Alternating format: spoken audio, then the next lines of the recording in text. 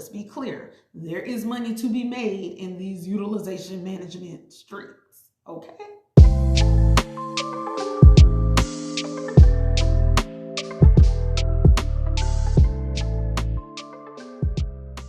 Hello, everybody. Welcome back to my channel. My name is Felicia. And for those of you who have not already taken an opportunity to get to know a little bit of my work history, I welcome you to go ahead and check that out in the previous video, because in this video, we are going to be discussing 5 popular misconceptions or myths about utilization management. So we're just going to jump right into it. And if you see me looking down, I do have a couple of notes because I did not want to miss anything. Okay. So the first popular myth of utilization management is that you will lose your nursing knowledge. I can attest to the fact that this is not the case. You will not lose your nursing knowledge. In fact, I would go so far as to say you would actually gain more. And the reason for my stating that is because oftentimes when you're working in a bedside capacity, you are pretty much performing services that are very task-oriented. You're operating in a flow that is very task-oriented. So, and by that I mean, you come in, you get report, and then there's meds that need to be passed at a certain time. There's labs that need to be drawn at a certain time. There's imaging that needs to be performed at a certain time, so on and so forth. Now, this is not to say that you are not continuously assessing your patient and making interventions as necessary. However, if everything for the most part is stable with that patient, you are going through your checklist and making sure that you have the task completed that the doctor or provider needs to further diagnose or treat the patient. On the utilization management side, your job is to determine if the service or continued stay or the imaging medications that the provider is ordering is medically necessary and based on evidence-based practice. Okay, so your job is to judge medical necessity, and in order to do that, you're sort of trained to think through the lens of a provider. So you're taught very early on to look for specific rule outs and indications. So you get more into the background of the why behind the why, if that makes sense. And then there's, you're working multiple cases a day. So you have a lot of variety with different disease processes. No one case is the same. And so you are continuously learning, and it really requires and develops your critical thinking skills. So losing nursing knowledge is false. Okay. The second misconception is that utilization management is heavy on phone time.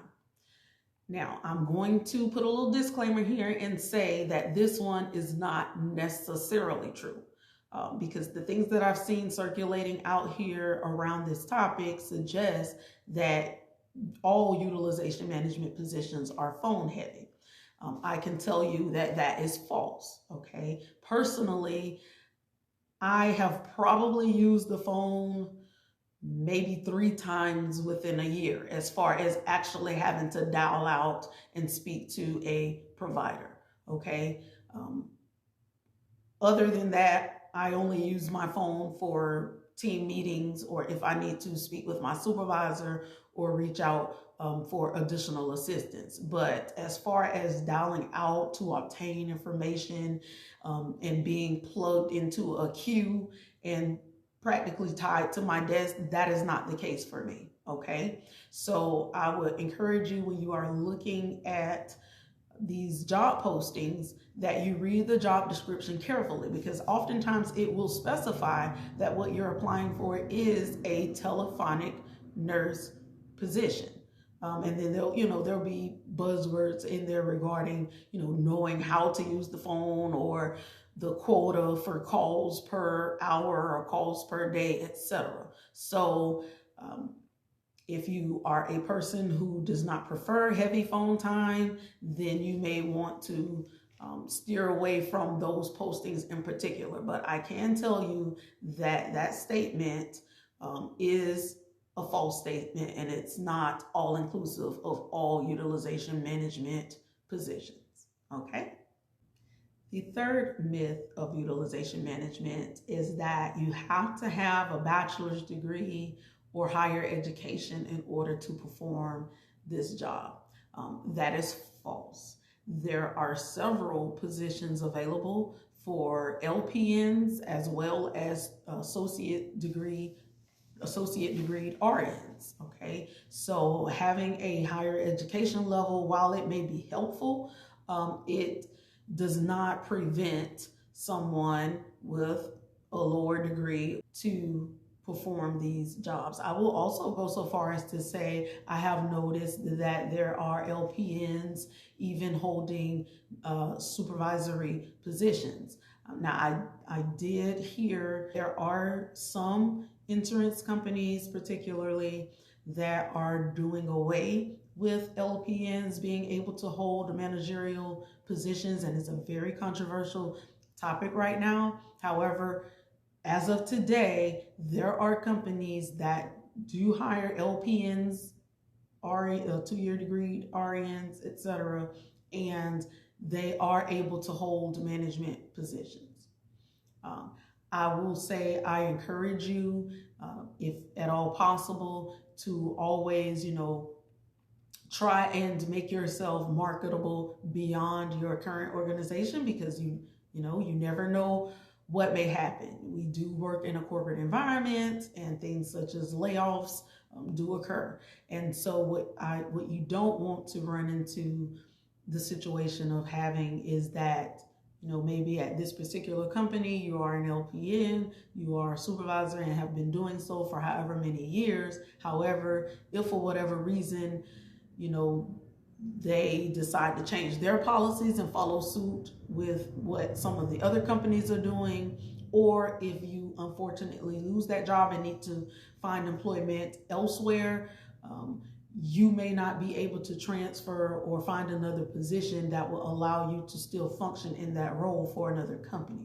So whatever you can do to set yourself up for the best possible position of promotions or just being able to secure employment in a supervisory position elsewhere should you need to, I would highly recommend that you take advantage of your company's tuition reimbursement, earn your certification, something that's going to set you apart from the rest and make you marketable and valuable beyond your current organization.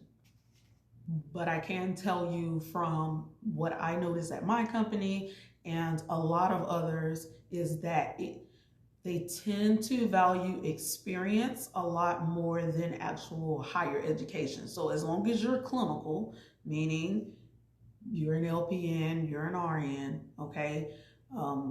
If you have a substantial amount of experience, that sort of trumps the fact that you have a lesser degree or diploma, okay? So this is a myth that you need a BSN or higher to perform utilization management. That is false.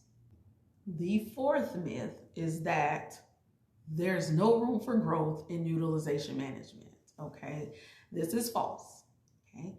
And I think when people make this comment, that's because they're thinking through the lens of the normal trajectory of your nursing development, meaning, they're thinking inside the box, okay? Meaning if you're a clinical reviewer, utilization reviewer, and then your next step would be a supervisor, and then the next step manager, next step director, etc., right?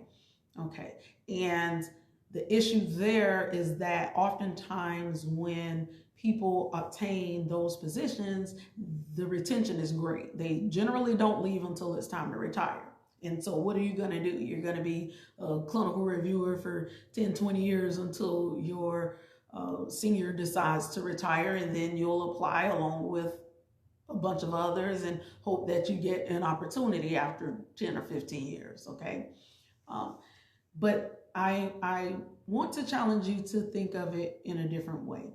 What if you think outside the box, right? So first and foremost, we know that utilization management the department is essentially the gatekeepers of the money, right? And if you even think about, for you bedside nurses out there, your nursing executive leadership, oftentimes they hold, I'll just say your executive leadership in general of operations, some of them don't even hold a nursing degree, okay? Nursing is more service-based, whereas utilization management and executive leadership, etc., as you go higher up the ranks, it is more business-based, okay? So it is not to say that there isn't room for growth in utilization management. It is, but it just may not be your typical nursing path. So you may, if you don't want to go the traditional supervisor to manager to director of clinical operations, you could go, let's just say you have your bachelor's in nursing, and you're in this field and you feel as though this is where you want to retire from, this is your niche, right? I would encourage you to perhaps explore the options of getting your master's degree in business as opposed to nursing, okay? Because that is going to take you a lot further in this type of a corporate structure than the nursing degree or the clinical nursing degree will, because especially when you're working, you're working remotely and you're reviewing cases, it doesn't require hands-on clinical skills being performed. And so being a nurse practitioner in order to be a director of UM is not needed. Is not needed, and I honestly don't think that it's highly favored. I see when I look at the job postings for executive leadership positions, they are very much so more focused on business degrees. Okay, so there is room for growth. It just may not look like the way you envision it. But I, again, encourage you to think outside the box. Nursing is so broad. And I think that would give you a very competitive edge, because if you did want to move up the ranks, the fact that you have a nursing degree as well as, let's say, a business degree, and then any certifications that you can obtain in between, it just makes you more of a double and triple threat. So don't be discouraged. There's plenty of room for growth in utilization management. And the fifth myth that I know you all have been waiting for is that the pay is low. The pay sucks, right? This is false, okay? And I will tell you, while I do know that there are some nurses out here who are being lowballed and unfortunately accepting compensation well below their worth, okay, that does not have to be you. All right, let's be clear. There is money to be made in these utilization management streets, okay? So first, I'll start by saying, and I'm not going to be giving you an exact figure of what I make. I will give you ranges and just give you information to basically confirm why this is false, all right? So number one is that, let's say the base pay. Okay, and I will highlight the base pay range here somewhere. You'll see it in this frame with regards to what the going rate is for a remote utilization management nurse. Keep in mind that this does vary by location, all right, or geographical location. And so I will share with you that my base pay is currently more than I've made in any previous nursing position and previous specialty that I've been employed in. Okay, so let me repeat that. And I have, for those of you who have not checked out my introductory video, I do have experience in med-surg, also a little bit of operating room experience, as well as utilization management from the hospital side, okay, prior to going remote where I currently am with an insurance company, okay? I can tell you now that my pay exceeds all of my previous salaries, all right? And that's number one. Number two, of course, when you take your base pay, you factor in the overtime, okay? Oftentimes there's overtime available. At my particular company, it is never mandatory. However, it is available. All right. And obviously, overtime rates are time and a half. All right. Beyond your 40 hours. Also, keep in mind that because I am doing remote utilization management, I am able to do overtime whenever I want, essentially anytime within the 24 hours of the day. So for instance, if they open up overtime, let's say for the weekend, right? Let's say we are opening overtime from Friday through Monday, or Friday evening after you get off through Monday morning. If I am up at 2 o'clock in the morning on a Saturday with nothing to do because I took a nap earlier and I want to make some extra money, I have the luxury of being able to do that. Okay. Also, going back to the pay specifically, is that you will find with utilization management and also case management type positions, they will also offer overtime with an additional incentive per case, depending on how backlogged they are. So no, they don't make it mandatory, but they do add additional incentive pay to sweeten the pot so that hopefully more reviewers will take advantage of it. So you have to think, taking your base pay plus your overtime pay, right? And then in those instances where there was a critical backlog, you are now getting additional funds per case that you decision, right? I have made up to 3 digits per hour, okay, in under those circumstances, all right?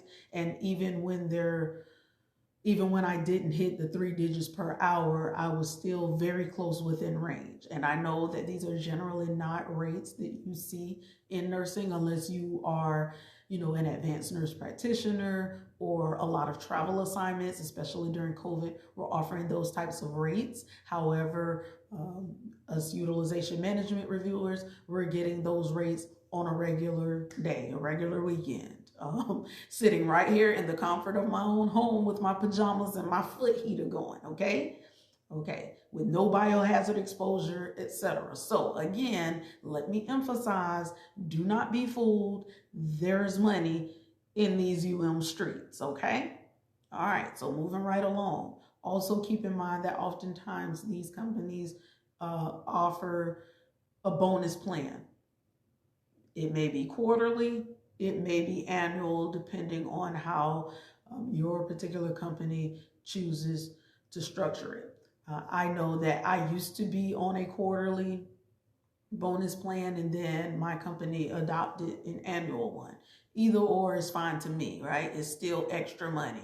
And for the most part, they're easily attainable. You essentially, as long as you are meeting your metrics, which I feel are reasonable, okay, that is subjective, but I feel that my metrics are attainable, all right? And they generally want to see that you are doing something above and beyond your current expectations, meaning, you're taking developmental courses or doing lunch and learns, things outside of your normal 8 to 5 that's expected of you to do. They want to see that initiative, and there's generally a percentage payout for the things that you do outside of your normal scope. So I will just share, for me, I took developmental time and I attained my certification in managed care nursing. So that qualifies for the bonus plan. All right. And, your supervisor management will go over this with you, but that isn't this is additional money. So when we're saying pay is low in utilization management, I'm giving you all of the reasons why this is not true. Also, keep in mind your benefits. And I will say again, that's just fee for that's just me, but my benefits are lower working for the insurance company because my health benefits are held with the company that I work for. So generally the rates are lower. So that's less money coming out of your paycheck biweekly, okay? Along with the other benefits, obviously, of tuition reimbursement and the employee perks, etc. And lastly, I would like to share that remote is a location, okay? It is not a job, okay? So do not allow yourself to be lowballed because of where you're performing the work, okay? But just because you happen to be performing this work at home, it is still work. It still requires the credentials and education certifications that you have, etc. All right? You still have metrics to meet, okay? So working remotely is not an excuse to shave money off of or to shave off of your compensation. Okay, so don't allow that to be you. So if this video has been helpful to you, go ahead and click that like button and subscribe for future notifications of uploads, because I'm telling y'all, you're not going to want to miss this information that I'm giving you all, okay? This is real life information that I only hope will encourage you in the long run. Also, drop me a comment and let me know, for those of you who are already working in utilization management, are the things that I've stated true in your organization? And for those of you who are not currently working utilization management, did what I provide to you help alleviate some of your worry or reservation into treading uncharted waters? So let me know in the comments. And if you want to hear future content of this nature, who knows, there might be a part 2. Who knows, right? All right, so stay tuned. Again, thank you guys, and I'll see you next time. Bye.